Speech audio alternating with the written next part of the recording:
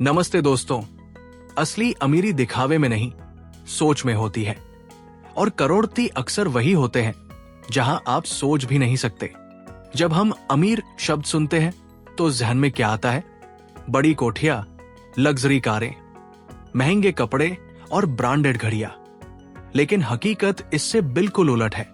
The millionaire next door किताब हमें एक चौंकाने वाला सच बताती है। असली करोड़पति वो होते हैं जो आपके पड़ोस में रहते हैं, पुराने कपड़े पहनते हैं, आम गाड़ी चलाते हैं और चुपचाप करोड़ों की संपत्ति बना चुके होते हैं। लेखक थॉमस जे स्टैनली और विलियम डैंको ने अमेरिका के हजारों करोड़पतियों पर रिसर्च करके ये साबित किया कि असली अमीरी ना तो विरासत से आती है, ना ही दिखावे से। ये आती है सादगी, अनुशासन और सोच समझकर खर्च करने की आदत से। ये किताब उन लोगों की आंखें खोलती है जो सिर्फ तनख्वाह बढ़ाने की दौड़ में लगे हैं, लेकिन बचत और निवेश को नजरअंदाज कर रहे हैं। इसमें ऐसे कई रहस्य हैं जो आपके सोचने का नजरिया ही बदल सकते हैं, खासकर अगर आप भी एक दिन आर्थिक रूप से आजाद बनना चाहते हैं। चलिए शुरू करते हैं इस किताब की यात्रा, जहां आप जानेंगे कि असली करोड़पति कैसे सोचते हैं, जीते हैं और पैसा संभालते हैं। क्योंकि कभी कभी सबसे बड़ी दौलत सबसे शांत गली में छुपी होती है। चैप्टर 1, मिलिए अपने पड़ोसी करोड़पति से। आपके घर के बगल वाली गली में एक सज्जन रहते हैं। बहुत सीधे सादे, ज्यादा किसी से बातचीत नहीं करते, पुरानी टोयोटा चलाते हैं और दिखने में बिल्कुल आम इंसान जैसे लगते हैं। अगर कभी आप उन्हें सड़क पर चलते हुए देखें तो शायद सोचे भी नहीं कि ये व्यक्ति करोड़पति हो सकता है। लेकिन यही तो इस किताब की सबसे चौंकाने वाली सच्चाई है। असली करोड़पति हमारे बिल्कुल आसपास होते हैं, बस हम उन्हें पहचान नहीं पाते। लेखकों ने जब हजारों करोड़पति परिवारों पर रिसर्च की तो एक हैरान करने वाला पैटर्न सामने आया। ज्यादातर करोड़पति लोग न तो शहर के सबसे महंगे इलाकों में रहते हैं, न ही उन्हें महंगे कपड़े या गाड़ियां पसंद होती है। वो आम जिंदगी जीते हैं, आम कपड़े पहनते हैं और सबसे खास बात, वो दिखावे से कोसों दूर रहते हैं। हमें से कई लोग सोचते हैं कि अमीरी का मतलब है महंगे कपड़े, बड़ी गाड़ी और सोशल मीडिया पर लाइक्स बटोरने वाली जिंदगी। लेकिन इस किताब के मुताबिक अमीरी का असली मतलब है अपने खर्चों को काबू में रखकर अपनी आमदनी से ज्यादा बचत और निवेश करना। लेखकों ने 2 टर्म इस्तेमाल किए। पॉ यानी प्रोडिजियस अक्यूमुलेटर ऑफ वेल्थ, ये वो लोग होते हैं जो अपने साधनों से ज्यादा दौलत बनाते हैं, और यूडब्ल्यू यानी अंडर अक्यूमुलेटर ऑफ वेल्थ, ये लोग होते हैं जो बहुत कमाते हैं लेकिन खर्च इतना ज्यादा करते हैं कि उनके पास बचता कुछ नहीं। अब सोचिए, एक डॉक्टर जो महीने के 5 लाख कमाता है लेकिन खर्च भी 5 लाख करता है, उसका नेटवर्थ क्या हुआ? वही दूसरी तरफ एक टीचर जो 50,000 कमाता है पर हर महीने 20,000 बचाता है। असली करोड़पति बनने की राह पर कौन है? इस चैप्टर में लेखक एक दिलचस्प बात कहते हैं। ज्यादातर असली करोड़पति फर्स्ट जनरेशन होते हैं, मतलब उन्होंने खुद मेहनत से अपना पैसा बनाया है। उन्हें विरासत में कुछ नहीं मिला। उन्होंने सीखा है कि कम में कैसे जिया जाए, कैसे बचत की जाए और कैसे पैसे को पैसे बनाने में लगाया जाए। तो जब अगली बार आप किसी को उनके पहनावे या गाड़ी से जज करें तो रुकिएगा जरा। क्या पता वो इंसान ही असली करोड़पति हो, जो दिखावे से नहीं, सोच से अमीर है। चैप्टर 2, मितव्ययिता ही अमीरी की पहचान है। हम में से ज्यादातर लोग अमीरी को आमदनी से जोड़ते हैं। जितनी ज्यादा कमाई उतना बड़ा इंसान। लेकिन इस किताब का दूसरा अध्याय हमें सिखाता है कि असली अमीरी कमाई से नहीं, बचत और मितव्ययी सोच से आती है। एक छोटे शहर का उदाहरण लीजिए। वहां 2 परिवार रहते हैं। एक है गुप्ता परिवार, जो हर महीने लाखों कमाता है। उनके पास एसयूवी है, बच्चों के लिए ब्रांडेड कपड़े, हर वीकेंड बाहर खाना और सोशल मीडिया पर शानदार फोटो। लेकिन महीने के अंत में उनके अकाउंट में कुछ नहीं बचता। वही दूसरी ओर शर्मा जी हैं, एक साधारण बैंक कर्मचारी। ज्यादा कमाई नहीं, पर हर खर्च सोच समझ कर करते हैं। घर का बजट बनाकर चलते हैं, जरूरत और चाहत में फर्क जानते हैं और हर महीने एक हिस्सा बचत और निवेश में डालते हैं। अब आप ही बताइए, असली अमीर कौन है? इस अध्याय में लेखक बताते हैं कि ज्यादातर करोड़पति एक्सट्रीमली फ्रूगल होते हैं। वे खर्च करने से पहले 10 बार सोचते हैं। उन्हें दिखावा करना पसंद नहीं। उनका मकसद पैसा उड़ाना नहीं, बल्कि उसे ऐसा लगाना है जिससे वो और पैसा बना सके। एक इंटरव्यू में एक करोड़पति ने कहा, मैं जो हर रुपया बचाता हूं वो मेरी आजादी का एक कदम होता है। यही सोच उन्हें भीड़ से अलग बनाती है। लेखक कहते हैं कि करोड़पति लोग आमतौर पर 3 आदतें जरूर अपनाते हैं। वो बजट बनाते हैं और उस पर चलते हैं। उनका हर खर्च तय होता है और वे इंपल्सिव स्पेंडिंग से बचते हैं। वो अपने भविष्य की प्लानिंग करते हैं, जैसे बच्चों की पढ़ाई, रिटायरमेंट, मेडिकल खर्च, सब कुछ पहले से सोचा होता है। वो अपनी सोशल सर्कल में भी सिंप्लिसिटी रखते हैं, मतलब ऐसे लोगों के साथ समय बिताते हैं जो उन्हें दिखावे की तरफ नहीं खींचते। एक और गहरी बात ये सामने आई, जितने ज्यादा लोग अपने पड़ोसी को इम्प्रेस करने की कोशिश करते हैं, उतने ही ज्यादा वे आर्थिक रूप से कमजोर होते हैं। असली अमीर लोग दिखावे के लिए नहीं, इनर पीस के लिए पैसा कमाते और बचाते हैं। इस अध्याय का सबसे बड़ा संदेश यही है, अगर आप चाहें कि कल आपका पैसा आपके लिए काम करे, तो आज से आपको उसके साथ इससे पेश आना पड़ेगा। तो अगली बार जब कोई आपको बोले कि इतनी कमाई है, कुछ खर्च भी करो, तो मुस्कुराकर कहिए, मैं कमाई नहीं, दौलत बना रहा हूं। चैप्टर 3, समय, ऊर्जा और पैसे का संतुलन। कहते हैं ना, समय ही पैसा है, लेकिन ये कहावत सिर्फ उन्हीं के लिए सच्ची होती है जो समय का सही इस्तेमाल करना जानते हैं। इस अध्याय में लेखक बताते हैं कि करोड़पति लोग अपनी कमाई से ज्यादा अपने समय और ऊर्जा को लेकर गंभीर होते हैं। उनके लिए हर मिनट की कीमत होती है और वे उसे बेकार की चीजों में नहीं लगाते। कल्पना कीजिए 2 लोगों की। पहले है वर्मा जी, जो रोज सुबह उठते हैं, ऑफिस जाते हैं, शाम को थककर लौटते हैं, फिर सोशल मीडिया, टीवी और दोस्तों के साथ गपशप में समय निकालते हैं। महीने के अंत में उन्हें लगता है कि पैसा तो आया पर गया कहां। अब दूसरे हैं मेहता जी, वो भी नौकरी करते हैं, लेकिन रोज 1 घंटा अपने फाइनेंस प्लान करने में लगाते हैं। SIP, mutual fund, insurance, savings और टैक्स प्लानिंग, सब चीजें उनके कंट्रोल में है। उनका समय सिर्फ काम में नहीं, आने वाले भविष्य को सुरक्षित करने में भी जाता है। लेखक बताते हैं कि अमीर लोग अपने समय और ऊर्जा को 3 हिस्सों में बांटते हैं। कमाई का समय, यानी वो वक्त जो नौकरी या बिजनेस से पैसा कमाने में जाता है। पैसे को संभालने का समय, जिसमें वो अपने खर्चों की प्लानिंग, सेविंग और निवेश पर ध्यान देते हैं। सीखने और समझने का समय, जिसमें वो नई स्किल्स, फाइनेंशियल नॉलेज और एक्सपर्ट्स की राय लेते हैं। ये लोग सिर्फ कमाने पर नहीं, पैसे को बचाने और बढ़ाने पर भी मेहनत करते हैं, और यही सोच उन्हें भीड़ से अलग करती है। इस चैप्टर में बताया गया कि ज्यादातर लोग घंटों ऑनलाइन शॉपिंग पर लगाते हैं। क्या खरीदना है, कहां से सस्ता मिलेगा, कौन सी डील अच्छी है, लेकिन वही लोग कभी ये समय नहीं लगाते कि उनका पैसा कहां जा रहा है और क्या उनका कोई एसेट बन भी रहा है या नहीं। लेखकों का कहना है, अगर आप रोज 1 घंटा सिर्फ अपनी आर्थिक जिंदगी की समीक्षा में लगाएं, तो कुछ सालों में आप उस भीड़ से निकल सकते हैं जो हर महीने पेड़े का इंतजार करती है। ये अध्याय एक सीधा सवाल पूछता है, क्या आप अपना समय ऐसी चीजों में लगा रहे हैं जो आपको आज थकाती है, या ऐसी चीजों में जो आपको कल आजाद करेंगी? क्योंकि असली अमीर वही होता है जो सिर्फ पैसा नहीं, अपना समय और ऊर्जा भी सही जगह पर निवेश करता है। चैप्टर 4, आप वो नहीं है जो आप चलाते हैं। रविवार की दोपहर थी। कॉलोनी में एक नई चमचमाती BMW आकर रुकी। लोग खिड़की से झांकने लगे, किसकी है ये गाड़ी? किसी ने कहा, शर्मा जी के बेटे ने खरीदी है, 80 में है, बहुत तरक्की कर रहा है।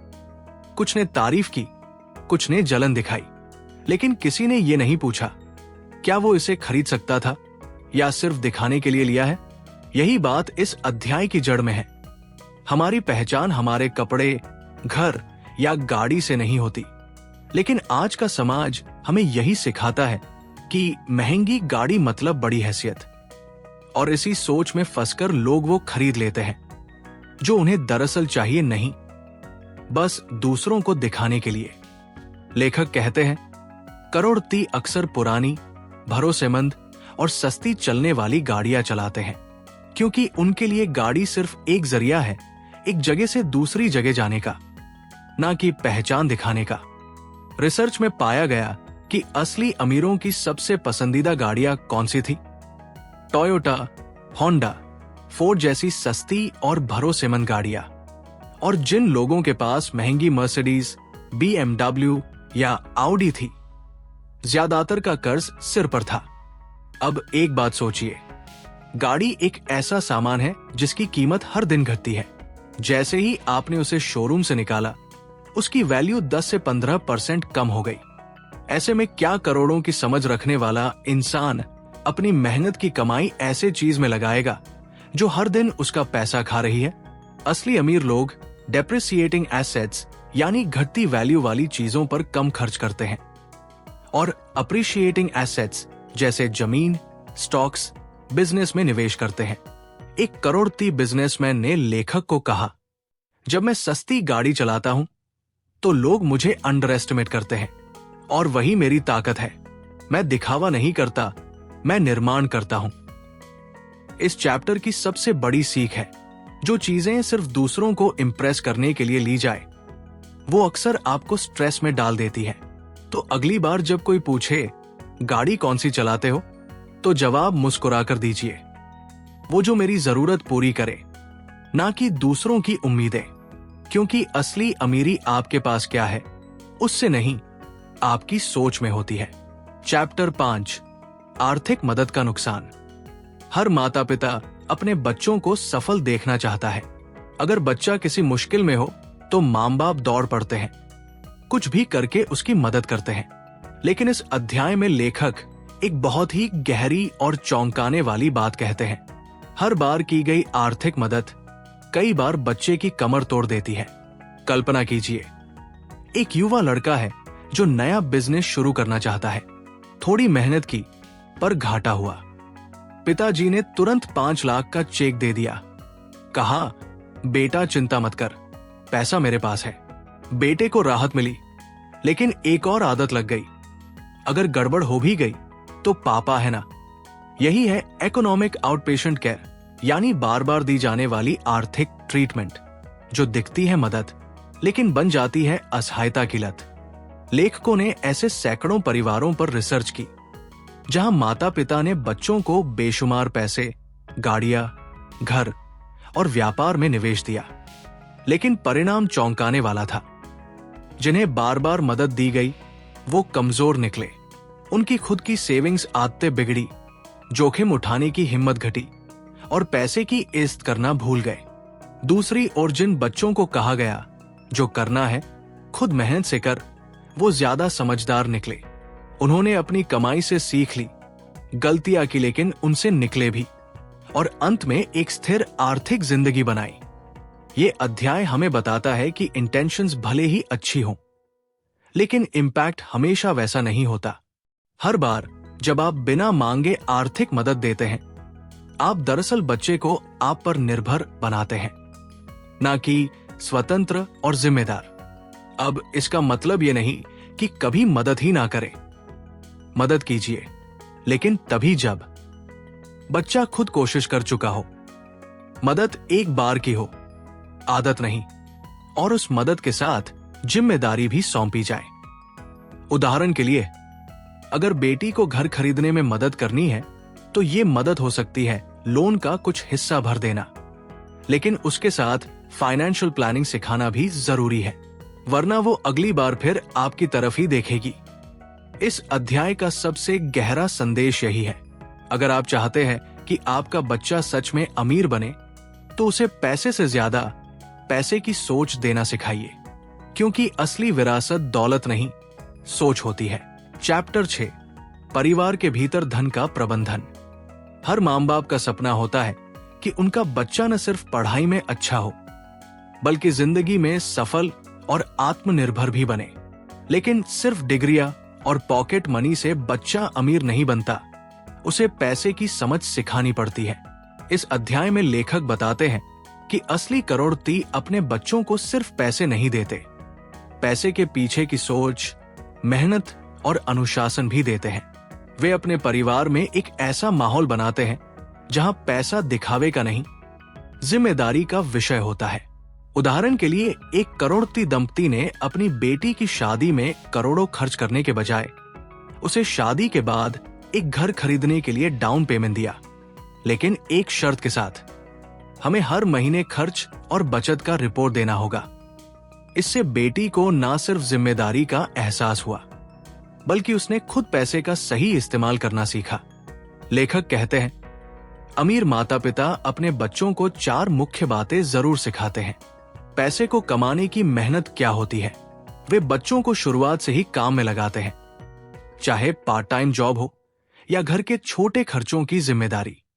हर पैसे का हिसाब रखना, बजट बनाना, सेविंग करना और फालतू खर्च से बचना, ये आदतें बचपन से डाली जाती है। दिखावे से दूरी रखना, अमीर लोग अपने बच्चों को ये नहीं सिखाते कि महंगे कपड़े या गाड़ियां तुम्हें बेहतर इंसान बनाती है। वे उन्हें सिखाते हैं कि सादगी में ही स्थिरता है, स्वतंत्रता और जवाबदेही दोनों जरूरी है। बच्चों को आजादी मिलती है लेकिन साथ में जिम्मेदारी भी। अगर बच्चा गलती करता है तो उसे खुद ही सुधारने दिया जाता है, तभी वो मजबूत बनता है। इस अध्याय का सार यही है, अगर आप चाहते हैं कि आपकी अगली पीढ़ी आपकी कमाई को आगे बढ़ाए तो उसे सिर्फ संपत्ति नहीं, सोच की विरासत भी दीजिए। क्योंकि पैसा जितना कमाना जरूरी है, उससे ज्यादा जरूरी है उसका सही इस्तेमाल सिखाना। और यही सोच करोड़पति परिवारों को दूसरों से अलग बनाती है। वहां पैसों की बातें छुपाई नहीं जाती, समझाई जाती है। वहां बच्चों को अमीरी की चमक नहीं, उसकी जिम्मेदारी दी जाती है। चैप्टर 7, अपनी जगह बनाइए। हर कोई अमीर बनना चाहता है, लेकिन ज्यादातर लोग उसी रास्ते पर चलते हैं जहां पहले से ही भीड़ है।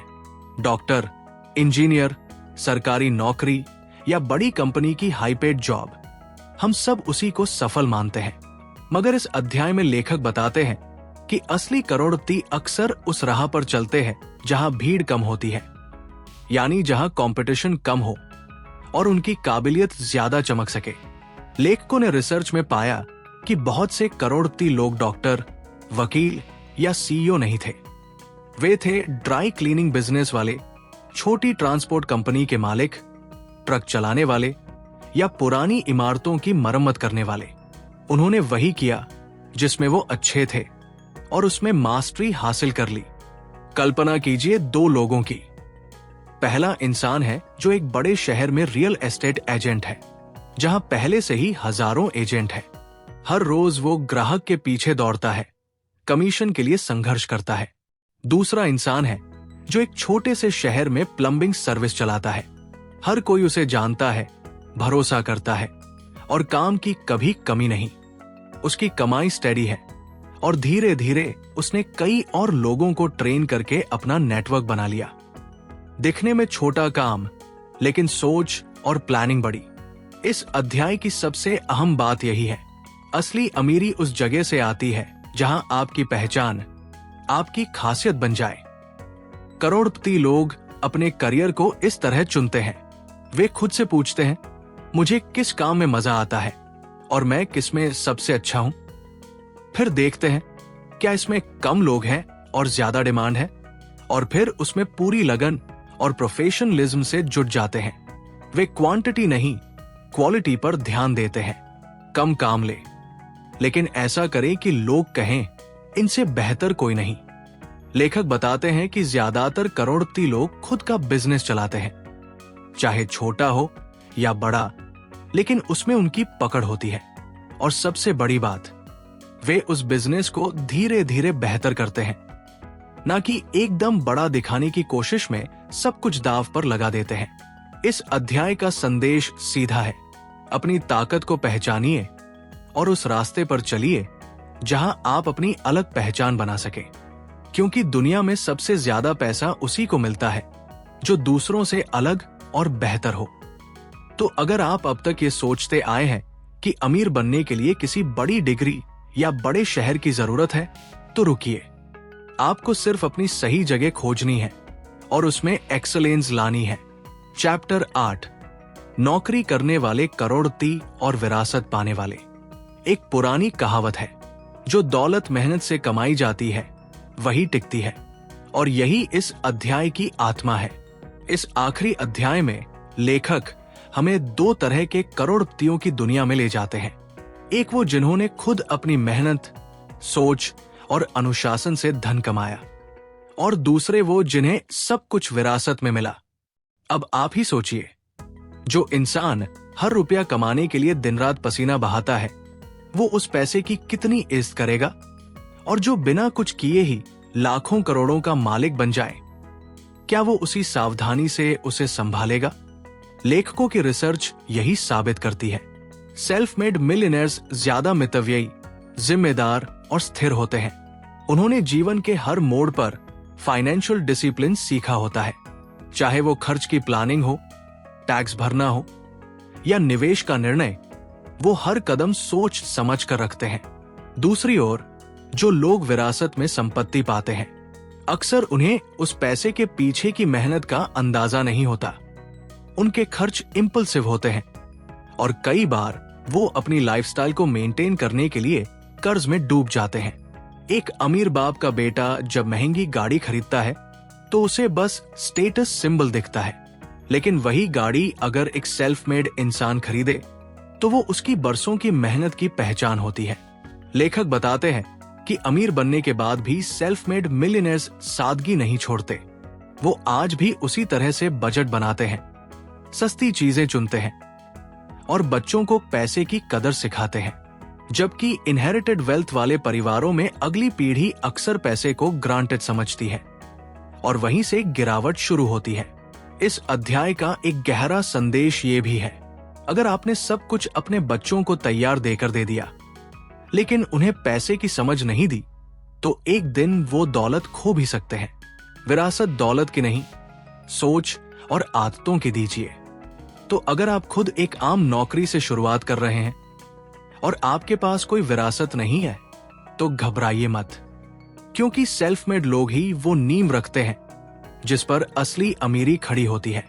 अंतिम संदेश, द मिलियनेयर नेक्स्ट डोर हमें यही सिखाता है, असली करोड़पति कोई जादू से नहीं बनता, वो रोजमर्रा की आदतों, सोच और डिसिप्लिन से बनता है। दिखावा नहीं, सादगी, तेज कमाई नहीं, स्थिर निवेश, और सबसे जरूरी, दूसरों को दिखाने के लिए नहीं, अपने परिवार और भविष्य को सुरक्षित रखने के लिए जीना। तो साथियों, आपने अभी अभी सुनी द मिलियनेयर नेक्स्ट डोर की पूरी कहानी। वो कहानी जो ना तो किसी रईस खानदान की थी, ना ही किसी लॉटरी जीतने वाले की, बल्कि उन साधारण लोगों की थी जो हमारी आपकी तरह दिखते हैं लेकिन सोच में बहुत आगे होते हैं। ये किताब हमें सिखाती है कि अमीरी कोई चमक धमक वाली चीज नहीं है।